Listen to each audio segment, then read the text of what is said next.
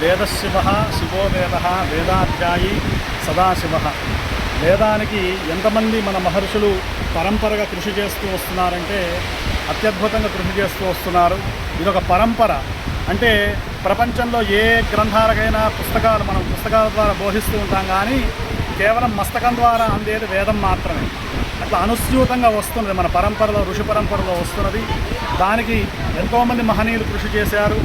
ఇక్కడ మనం ప్రధానంగా ఆర్ వెంకట్రామన్ ఘనపాటి గారి గురించి చెప్పుకోవాలి. వారు ఇక్కడ వేదభవనంలో భాగ్యనగరంలో దాదాపు మేమెవరం పుట్టకముందు నుండి వారు కంచి పరమాచార్య స్వామి వారి యొక్క దివ్యానుగ్రహం చేత వారు ఇక్కడ 2-3 వేద విద్యార్థులతో ఇప్పుడు కొన్ని వందల వేల మంది ఇది ఒక పెద్ద మహావృక్షంగా, కల్పవృక్షంగా ఈ వేదభవనం ఈ పొన్నాల గ్రామంలో విరాజిల్లుతూ ఉన్నది. ఇక్కడ శ్రీరామ ఘనపాటి గారు మొదలైనటువంటి అందరు బృందం అంతా కూడా గొప్పగా ఈ కార్యక్రమాన్ని నిర్వహిస్తున్నారు. మేము కూడా మమ్మల్ని కూడా రమ్మన్నారు, ఇక్కడ ఆహ్వానించారు. ఈ కార్యక్రమంలో పాల్గొనడం చాలా ఆనందంగా ఉంది. భగవంతుడు సంతోషపడ్డాడు అనడానికి కారణం ఈ వృష్టి, ఈ యొక్క వర్షం ఏదైతే ఉందో పరమాత్మ యొక్క అనుగ్రహం. మనకు ఏ వేద పారాయణం చేసినా ఆశీర్వచనం చేసినా అక్షతలు వేస్తూ ఉంటారు కదా, భగవంతుడు అక్షతలు వేస్తూ ఉన్నాడు అందరి మీద కూడా.